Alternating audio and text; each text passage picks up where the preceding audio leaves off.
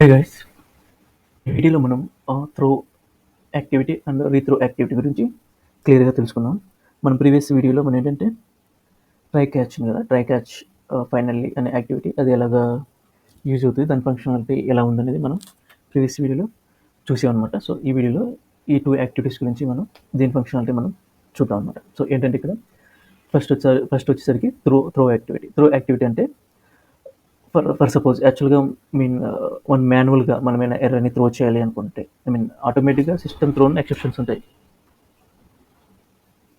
At the same time మనం కూడా మాన్యువల్గా మనము ఎక్సెప్షన్ అనేది మనము త్రో చేయొచ్చు అనమాట. సో దాని డెఫినేషన్ చూద్దాం మనం.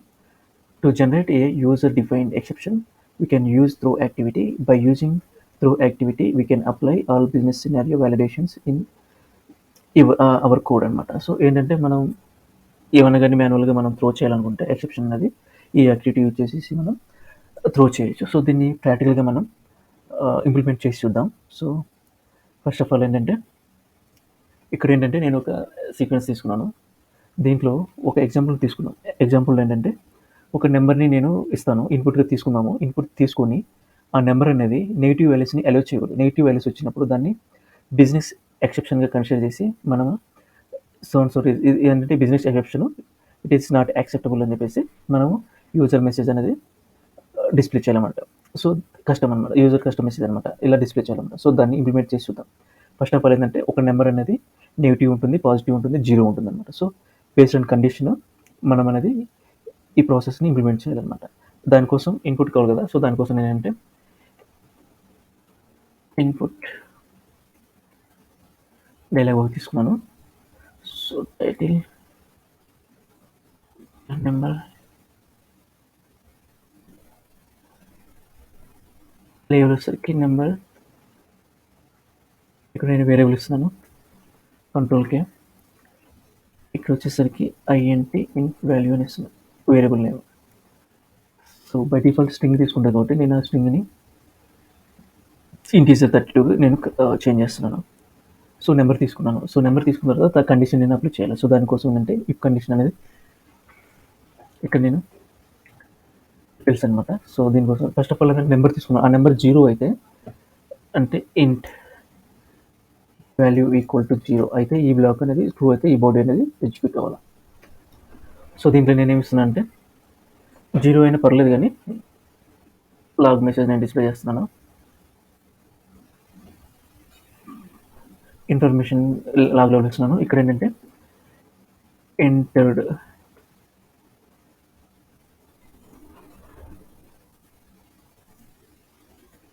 వాల్యూ 0 అనమాట. సో ఎంటర్డ్ వాల్యూ 0 అని చెప్పేసి మనం ఇక్కడ డిస్ప్లే చేస్తున్నాం log message. So next time 0 కాకుండా మిగతా ఏమైనా ఉంటే ఎల్స్లోకి వెళ్ళేసి ఇంకొక దాని కండిషన్ అప్లై చేస్తున్నాను. సో ఇంట్ వాల్యూ వచ్చేసరికి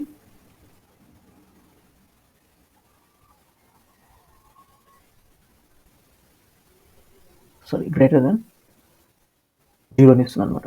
0 కన్నా ఎక్కువ ఉండాలని గ్రేటర్. సో 0 ఇచ్చేసాను. So no error. సో ఇక్కడ నేను ఏం చేస్తానంటే లాగ్ మెసేజ్ డిస్ప్లే చేస్తాను. ఈ లాగ్ మెసేజ్ ఇన్ఫో లెవెల్లో ఎంటర్డ్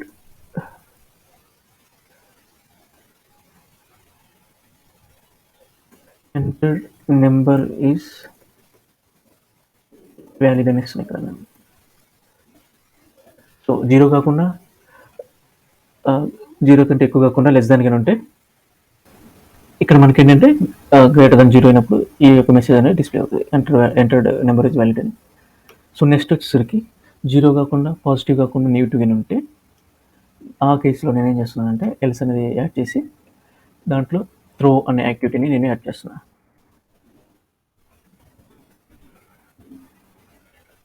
యాడ్ చేసిన తర్వాత ఇక్కడ నేను ఏంటంటే బిజినెస్ ఎక్సెప్షన్ కింద తీసుకుంటాను. నెగిటివ్లో అనేది నెంబర్ కింద ఉంటే దాన్ని బిజినెస్ ఎక్సెప్షన్ కింద తీసుకుని దాని యొక్క యూజర్ మెసేజ్ అనేది నేను ఇక్కడ డిస్ప్లే చేస్తాను. సో దానికోసం అంటే న్యూ కీవర్డ్ అనే అవసరం.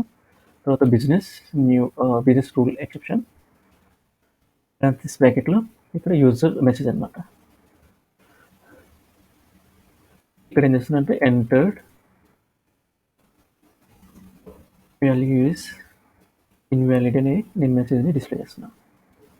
సో ఇదనమాట. ఓకే,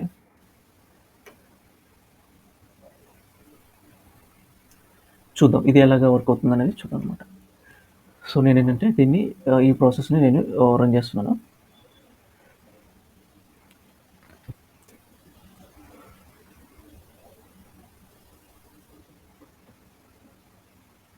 ఫస్ట్ ఆఫ్ ఆల్ నేను పాజిటివ్ ఇస్తున్నాను, 10 ఇచ్చాను, వ్యాలిడ్ అనమాట. సో అవుట్పుట్ చూద్దాం మనం. ఎంటర్ నెంబర్ ఈజ్ వ్యాలిడ్ అనమాట.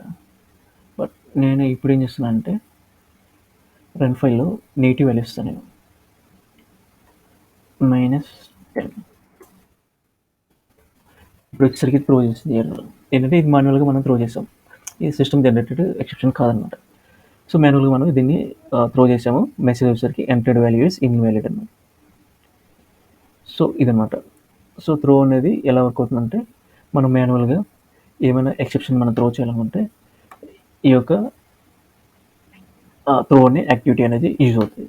సో మనం దీని బిజినెస్ ఎక్సెప్షన్ కింద మనం ఇక్కడ త్రో చేసాం. సో లేకుంటే సిస్టమ్ సంబంధించిన ఇష్యూస్ అనుకోండి, అలాంటప్పుడు ఏంటంటే ఇక్కడ న్యూ న్యూ కీవర్డ్ తర్వాత సిస్టమ్ డాట్ ఎక్సెప్షన్ అనేది ఉంటుంది. అది యూజ్ చేసి మనం సిస్టమ్ ఎక్సెప్షన్ కూడా మనం మాన్యువల్గా త్రో చేయొచ్చు అనమాట.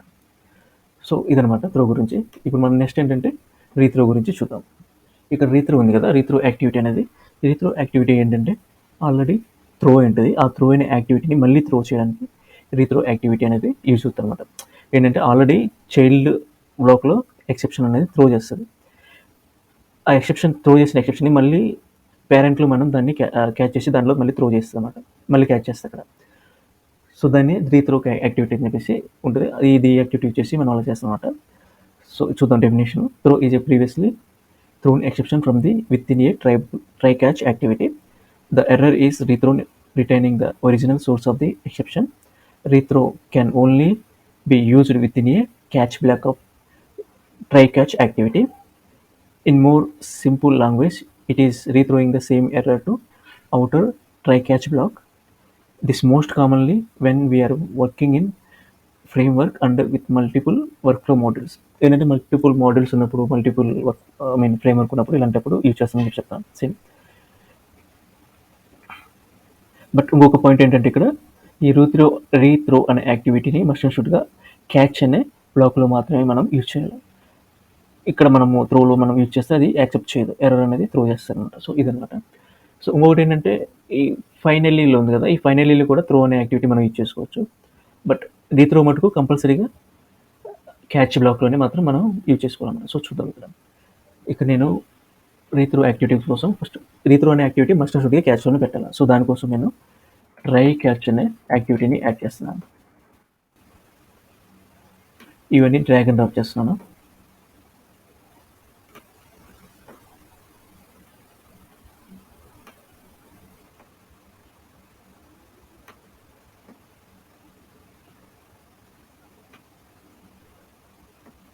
డ్రాప్ చేసిన తర్వాత ఇక్కడ మనం ఎక్సెప్షన్ అనేది మనం త్రో చేయాలి. సో క్యాచ్ బ్లాక్లో. సో మనం దాన్ని క్యాచ్ చేయాలి ఫస్ట్, బిజినెస్ ఎక్సెప్షన్ కాబట్టి ఈ మనకి ఇక్కడ అవైలబిలిటీ ఉండదు, బ్రౌజర్ అనేది సెలెక్ట్ చేసుకోవాలి. దాంట్లోకి వెళ్ళిన తర్వాత బిజినెస్ అని టైప్ చేస్తే మనకి ఇక్కడ బిజినెస్ రూల్ ఎక్సెప్షన్ అనేది కేటగిరీ వస్తుంది, దాన్ని సెలెక్ట్ చేసుకోవాలా. ఇక్కడ ఉన్న నేమే ఉంచుకోవచ్చు, లేకుంటే మనం చేంజ్ చేసుకోవచ్చు. నేను వేరియబుల్ నేమ్ చేంజ్ చేస్తున్నాను, ఈ ఎక్స్పీరియన్స్ ఇస్తున్నాను. సో ఇక్కడ నేను లాగ్ చేస్తున్నాను.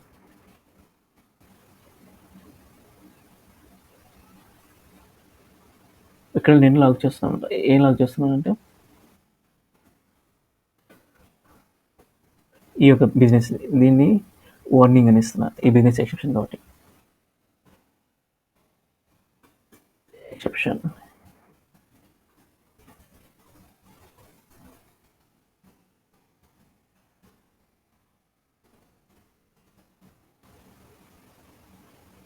we use it.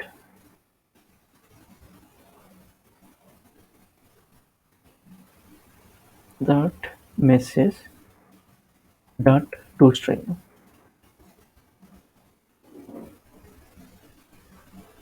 ఇదన్నమాట బిజినెస్ ఎక్సెప్షన్ అని చెప్పేసి business exception dot message dot toString. So okay, ఇక్కడ అనేది మామూలు లాగ్ అవుతుంది ఆ బిజినెస్ ఎక్సెప్షన్ మెసేజ్ అనేది. సో నేను మళ్ళీ రీత్రో చేస్తాను. సో రీత్రో చేయడం కోసం మనం ఏంటంటే ఇక్కడ యాక్టివిటీ యాడ్ చేయాలి. సో దానికోసం RETH రీత్రో అనే టైప్ చేస్తా వస్తుంది.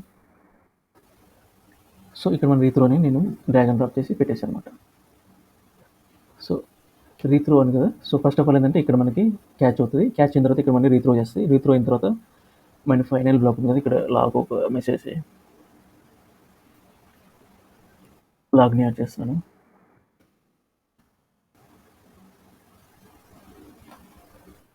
ఈ లాగ్లో ఫైనల్లీ బ్లాక్ అని పెట్టేసి మెసేజ్ ఇస్తున్నాను. సో ఇప్పుడు మనం ఎగ్జిక్యూట్ చేద్దాం దీన్ని. సో ఆల్రెడీ 2 టైమ్స్ అనేది ఇక్కడ మనకి ఎక్సెప్షన్ అనేది త్రో చేస్తుంది. ఇది చైల్డ్ వస్తుంది, ఇది పేరెంట్ వస్తుంది అనమాట. ఈ దీంట్లో క్యాచ్ అయిన తర్వాత మళ్ళీ దీంట్లో ఈ బ్లాక్ వచ్చేగానే రాగానే అది మళ్ళీ మెసేజ్ అంటే మెసేజ్ బాక్స్లో మనకి డిస్ప్లే అవుతుంది ఆ ఎక్సెప్షన్ అనేది. సో రన్ చేద్దాం.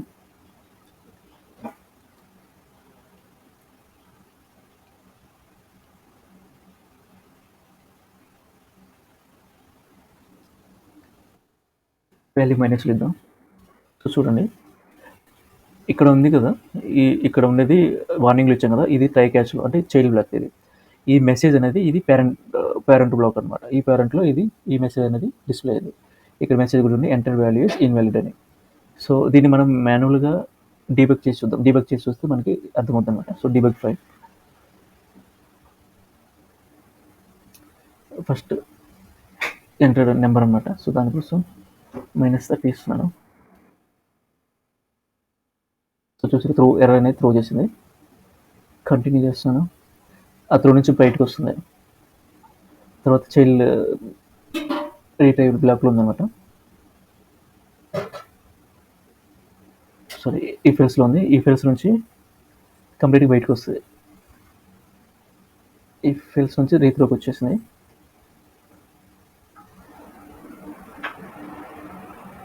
రీత్రోకి వచ్చిన తర్వాత